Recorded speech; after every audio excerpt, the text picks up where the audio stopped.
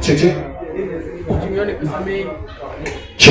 Ya, najulikana kama Desi di Toles, anafanya muziki na Afrobongo. Afrobongo. Yeah. Punguzia kabisa. Asante. Desi di Toles. Umeanza muziki mwaka gani ndugu? Muziki nimeanza rasmi kurekodi mwaka 2023. 2023. Yeah. Tuseme like 3 years ago or 3 years ago. 2 years ago. 2 years ago, yeah man. Yeah. So nani uliingia kwenye music industry? Kwa music career kwa huko?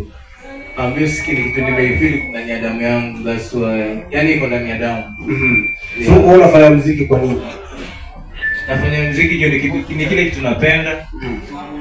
Mostly ni kile kitu napenda, ni kile kitu nasikia iko ndani yangu, so nataka nitoe out at least mapenzi yangu waisikie na waifeel pia. Unajua kufanya msanii ni kioo cha jamii. Yeah. Ukinspire jamii kwa ama unafanya kujibamba pia.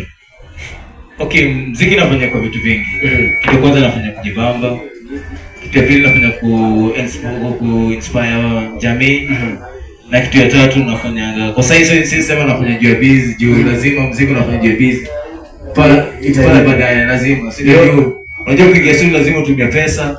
Kufanya marketing ni pesa, video pesa, so there's no way unatumia pesa to expect nothing. Hapo sawa. Yeah. Neno moja kwa fans wako hapo kwenye mtandao.